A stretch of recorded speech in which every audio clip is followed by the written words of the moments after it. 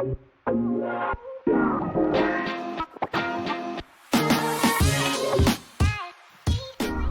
and welcome to the HR and CQ show. Today we're going to be talking about the influx of people that we are starting to see arriving in Dubai. Recent stats from the government suggest that we're seeing about 1,000 new arrivals every day, and we saw around 90,000 people arriving in just Q1 2025, and that's double what we saw in the previous year, 2024. And on top of that, we know that the government have, grand ambitions in terms of the 2040 Master Urban Plan, which suggests that they want to double the population in Dubai to 5.8 million by 2040. So the influx really isn't going to slow down. So Sarah and I thought it would be great to kind of talk about how HR professionals and L&D professionals alike can support people that are arriving in Dubai. So Sarah, how have you seen the impact of the influx of people on the job market here in Dubai? As we know, I've been in the region for a long time, so I've seen all the ebbs and flows, but this is like to the max. This is the most I've ever seen it. And the job market is saturated. We had similar situation, but with slight of saturation, but with less volume shortly after COVID, with so many people that were made redundant, or, with companies that unfortunately had to close because of challenges that they faced in their business. But at the moment, it is just skyrocketed.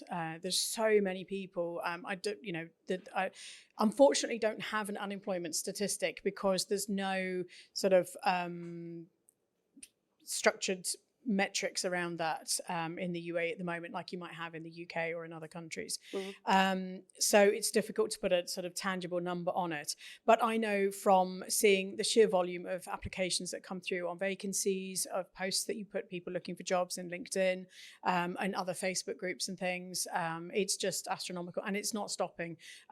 There's so many job seekers in the UAE, but also those people who want to come to the UAE. I know in a few of the Facebook groups that I'm a member of, which are predominantly British sort of populations, but I guess there's maybe 3 or 4 posts almost every day saying, I want to move to Dubai, I've got this qualification, where can I find a job? Or I've just arrived in Dubai, I've got this qualification, where can I find a job? So it's something that we really need to recognise and face up to. So I think that you make a good point there in terms of the type of people that are now arriving. I think in the past, you probably wouldn't have come to Dubai unless you maybe had a job secured ahead of you moving. But I think we're seeing a huge influx of people that are arriving here without a job and then seeking employment once they've arrived. One thing I can say is that I've noticed is there is to call it a cultural shift in the demographics of the individuals. From my experience in the UAE, if I go back to when I arrived in the UAE in 2011-12, there were a lot of people on the job market looking for work and people who arrived with visit visas and what have you, but they tended to be from the Far East, subcontinent and African countries, not necessarily from European and the Western countries, America, South Africa, places like this. And that's where there's a much larger influx that's coming in now of people from those countries saying, I'm looking for a job. Typically, a Western cultured individual would have a job set up and secure and then travel with that job. They wouldn't really arrive in somewhere as far afield as the UAE without a job. It would be common to go to Europe, and maybe this is a shift since Brexit as well, with the challenges that we've had from our passport controls and things. But people would go to Spain and France and what have you, and sort of arrive without a job there, but not come as far afield as the UAE. So there's a definite change in the cultural dynamics and demography. And what do you think that the biggest mistake is that people are making when they're here hunting for a job? Not doing any research.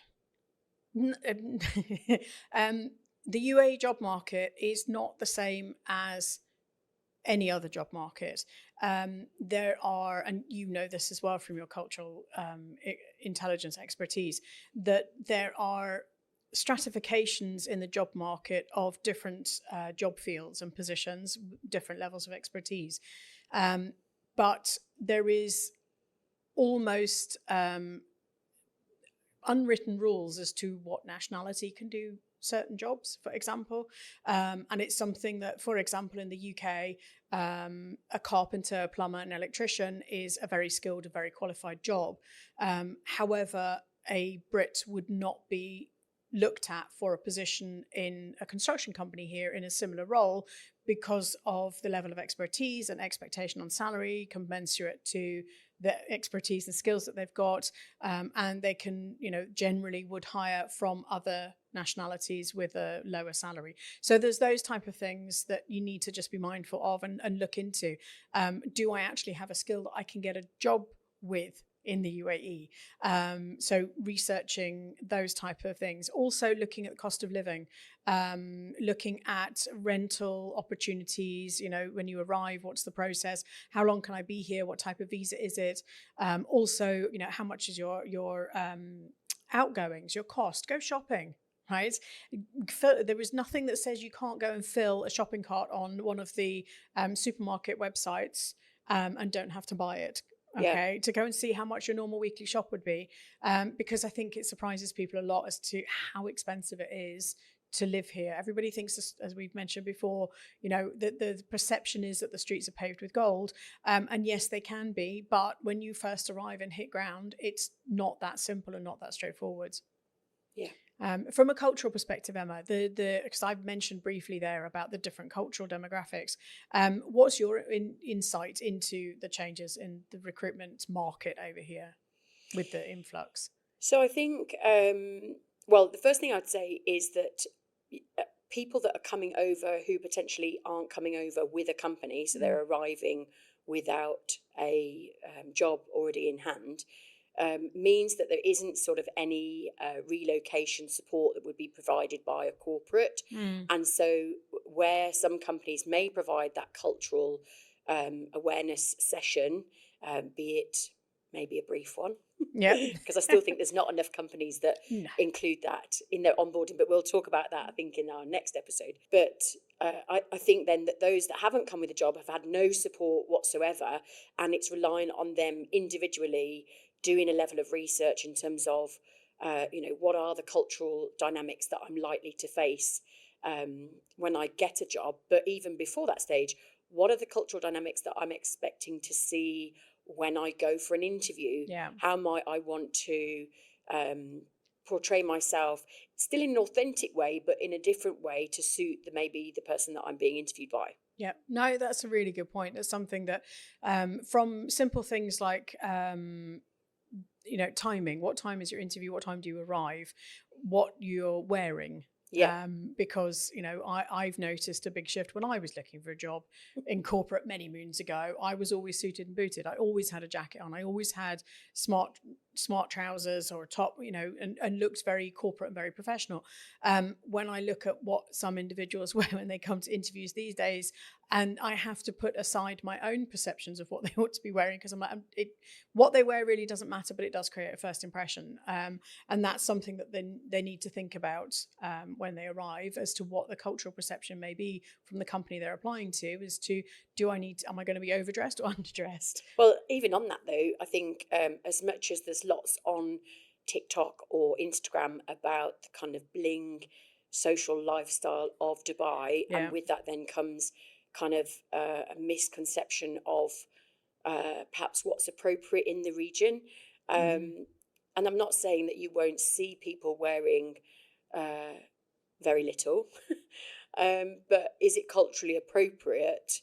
I would argue no, it's not, and certainly not in an interview setting. In certain places, yes, you might be being interviewed by somebody that upholds cultural values that require them to be more modest in the way that they dress, and so you could potentially immediately put the hiring manager or recruiter off if you're going into an interview with so true, not wearing the right sort of modest clothing. So true. And it's there are a lot of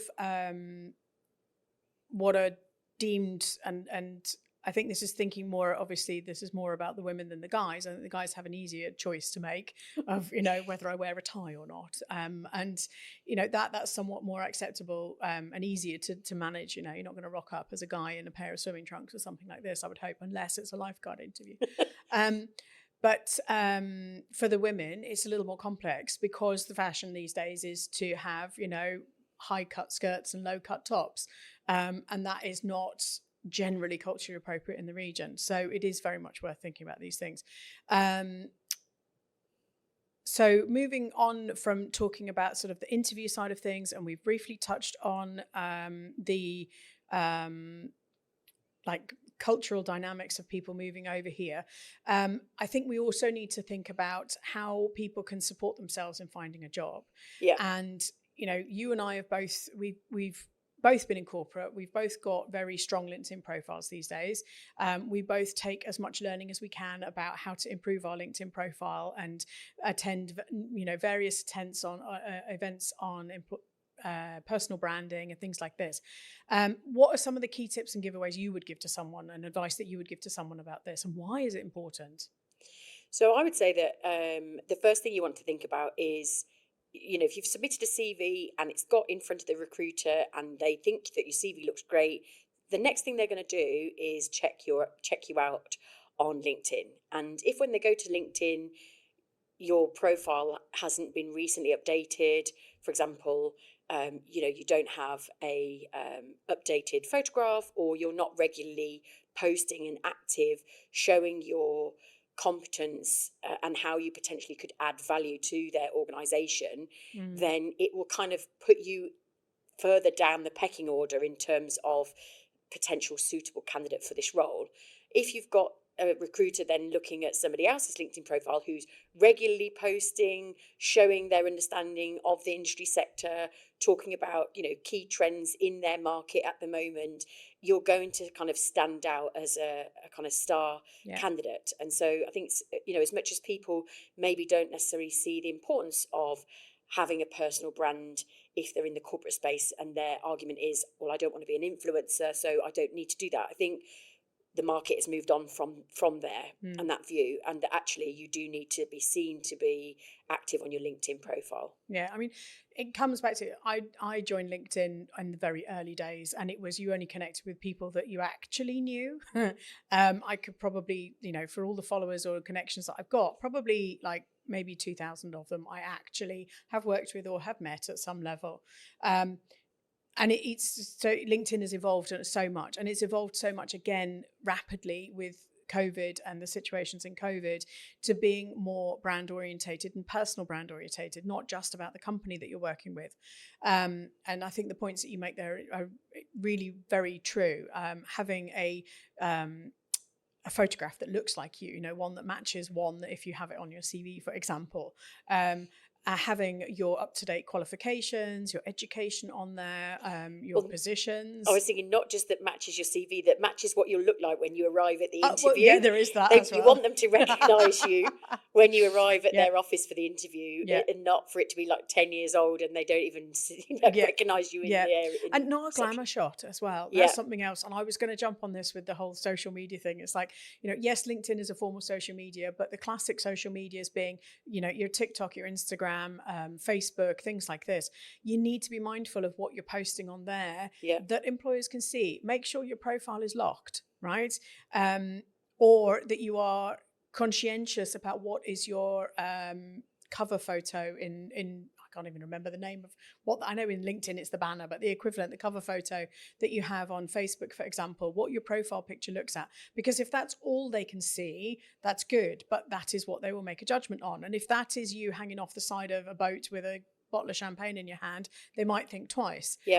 Or equally, wearing a bikini or doing something inappropriate or whatever it may be. The types of posts that you share on Instagram, TikTok, the reels, the thing, be conscientious about it. It's not saying that you need to not have an opinion on what's happening in the world, support things or not support things. But at this particular time in the world's history of sort of having such digital footprints for individuals, companies can get access to that. Yeah. And part of a visa process is doing a security clearance. And for the majority of people, it's not a problem. For some companies, for some individuals, it is a serious part of the process. And for certain nationalities, it is a serious part of the process. And people's visas can be rejected because of what's found about them online, using tools that the government uses to ascertain these things. So that's why I would recommend to be really careful about what you share, how you share things, any commentary that you may put about the UAE, for example. Make sure it's in a positive light, because obviously they take that very seriously as well. And it is actually illegal to defame the UAE in general anywhere in the world. So just be mindful of that, because a lot of people fall foul of that issue as well. You mentioned earlier that people maybe need to do a bit of research on the market in Dubai in terms of recognising that sometimes a role or an industry sector that they've been working in their home country, it may not be permissible for them to be able to do that here because of the fact that, you know, those roles are not going to provide the kind of salary that they might be looking for. And so we, at that point, then need to start thinking about, okay, what are my transferable skills and how can they be applied to maybe another role, or in a different sector. So what other things then should they be thinking about on their CV if they're maybe wanting to highlight these are my transferable skills and outlining them in the particular jobs that they've been that they've outlined in their career history? What other things should they be factoring in terms of their CV? So the key things that people look for, and this is especially important if you've got a career that is consistent. So if you've had, like me, for example, every job that I've held until recently has been HR director, HR manager. So the job description for those has been 90% the same. Right.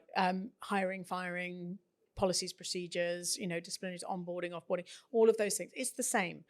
Budgets, whatever else. So what I need to do to differentiate between the different jobs is tell people what's different.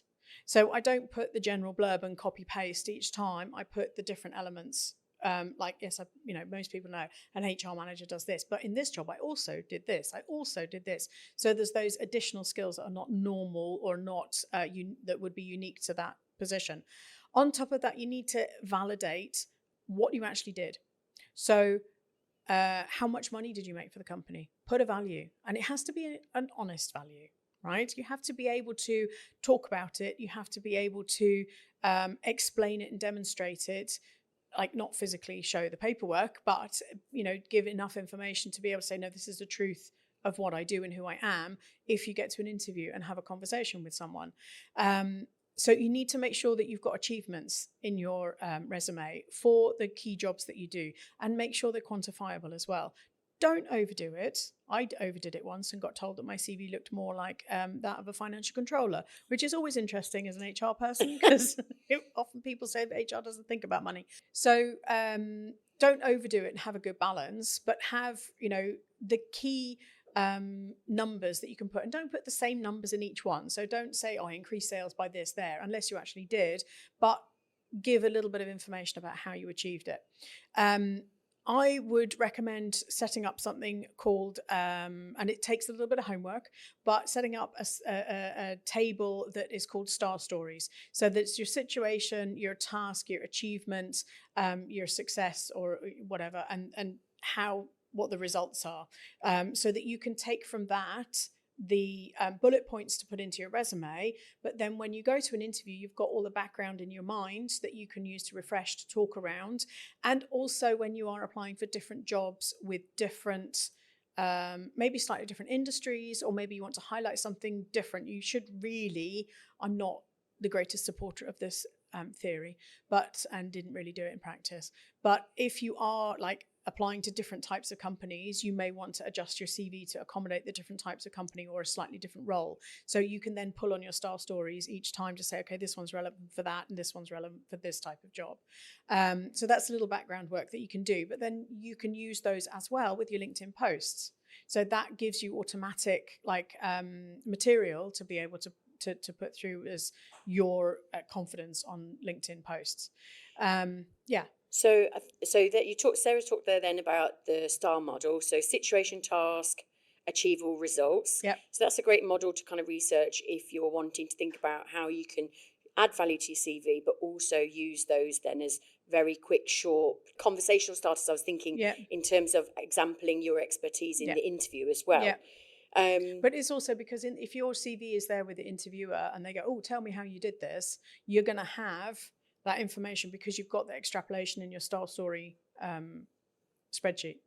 And another thing that I think is important that we cover is ATS, Applicant Tracking Systems. Oh, yeah, favourite So subject. some people won't even know what that is. So Right. it would probably be good if we just give candidates a bit of an overview of what it is and why their CV needs to be compliant with, like, or compatible with them.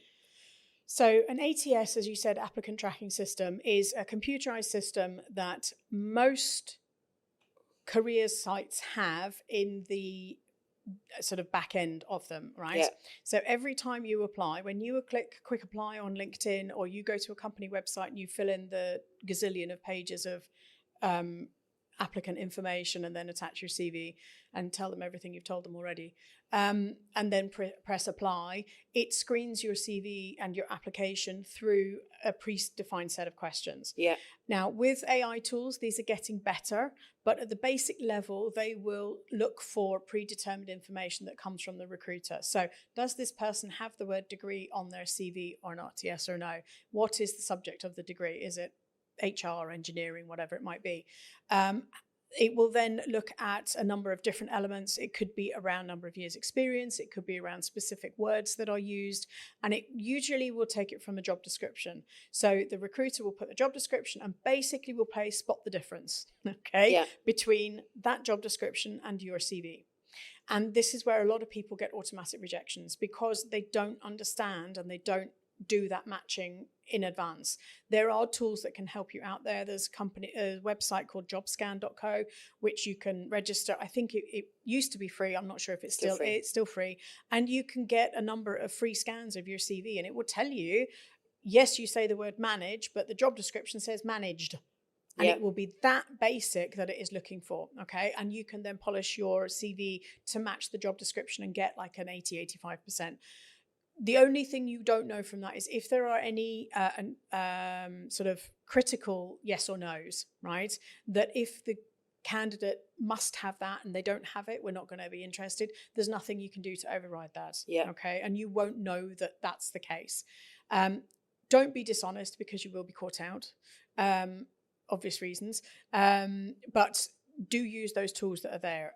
For anyone that needs guidance or would like to sort of polish their CV, if you go to my website, under the personal section, I've got 2 free downloads. One is about your LinkedIn profile and how to maximize that. And the other one is a guide for CVs. So it goes through the different types of format structure, how to get around ATS and everything else as well. And they are both free resources. 100% free. Please go and download as you like. It's not a problem. Help yourself. So I think a lot of people don't realise why applicant tracking systems are used, and it's purely for the simple fact that sometimes a particular role might have over 1,000 people apply for it, and there just isn't the physical capacity for the hiring recruiter to sit there and sift through those 1,000 CVs. And so the applicant tracking system basically does that CV sifting, if you like, on their behalf.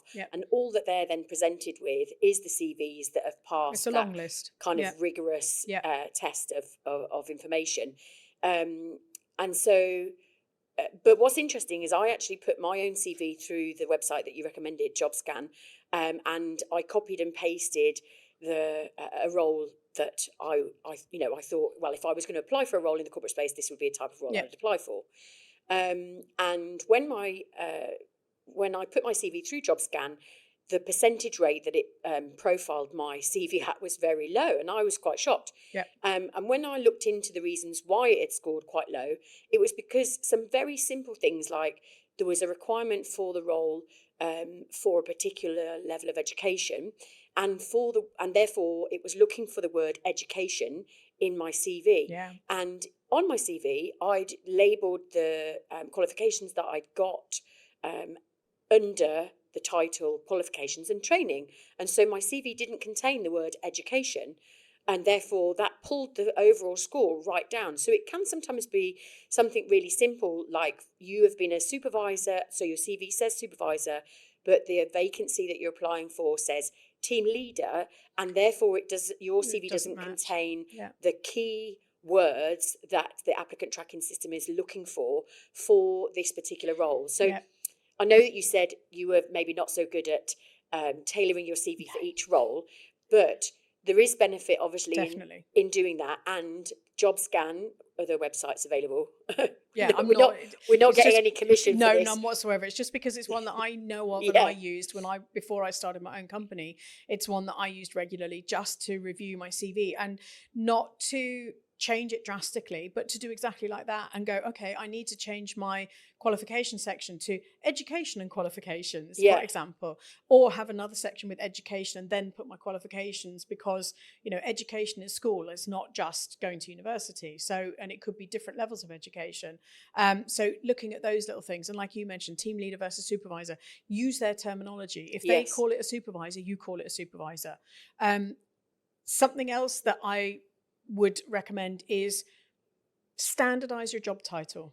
You may have an offer letter that says you are a engineering wizard, for example, from a company that you used to work for, right? That is specific just for that company. It's not for anyone else generally. So please just standardize your job titles, because they look daft. But also they're not going to be found by ATS, and they're not going to be understood by the recruiters when they screen the CVs. And that's something that's again, it's about, when you're presenting a CV, it's about getting your information. It's your marketing tool. It's getting your information over to the recruiter in the best way light possible, as quickly as possible. Recruiters, when they're screening long lists, so after the ATS, even they've got 1,000 CVs that come through, maybe their long list is 100. It's like 10%, right?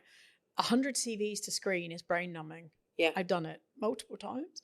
And I do end up second guessing myself, like, oh, hang on a minute. And I end up reading the same person's one 3 times, because it's not easy to read, and I can't pull what I want, but I feel that I ought to give it a fair chance. And you know, the easier you can make it to read, and the more straightforward the pattern that you have your information in, is, you know, just gives you a better chance. I know we talk about it as being a marketing tool. I recommend to have 2 versions. Have a pretty one. Okay, have a really nice PDF one, lovely, with you know, columns and colors and photos, right? Don't put that through the ATS. So if we're doing LinkedIn Easy Apply, you're saying we shouldn't be then using that nice prettified one. I would also say don't use LinkedIn Easy Apply generally if you can. Yeah, agreed. Or don't solely rely on that. Do other stuff too, but don't use the pretty one for that. If you have the opportunity and it's a company website and they say upload versions of your CV, upload the Word document, upload the PDF as well, right?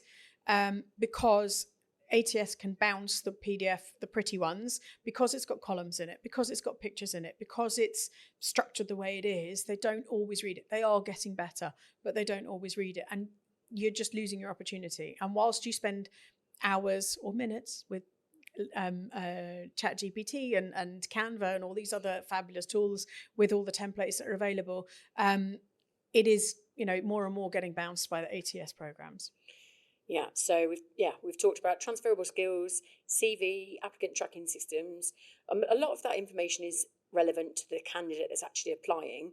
But thinking about like our HR audience that is tuning in, what role do you think HR actually plays in selection, and what misconceptions do you think people have? I'm just thinking about, you know, who's making the final decision on the. It's not HR. Yeah. Right. Sorry, guys. I know it unless it's an HR position or an L&D position, it's rare that it is solely the HR decision for recruitment. There is always going to be a singular hiring manager or a hiring panel, dependent upon the seniority of the role. And you need to get everybody on board with your CV and with your interview in that instance. So LinkedIn is a fabulous tool. Research it. If you know who is interviewing you, go and find them on LinkedIn and have a look at their career history, what they've done, what they talk about, what are their passion subjects that they post about on LinkedIn, right? Where they're from. where they're from as well, from a From a cultural cultural. perspective, because then, you can maybe get some insights about what type of questions they're going to ask, or going back to what you ought to be wearing, Yeah. right? Simple stuff like this. There's so much. I mean, when I was looking for jobs back in the day, LinkedIn was a dream in somebody's eye at the time. It would have been so helpful to know, rather than just you had a name on a piece of paper, I'm meeting this person, stood in reception, because you don't know what they're going to be like, and having kittens, because you're so nervous about it. And nowadays you can kind of get to know the person, and if they've got videos. Right? How many people do live videos and put a video on LinkedIn of I was at this event and you get to know these people before you even walk through the door. But looking at the cultural aspect of that, what kind of cultural questions or techniques do you think people should have when they're going for interviews, when they're meeting with the recruitment managers?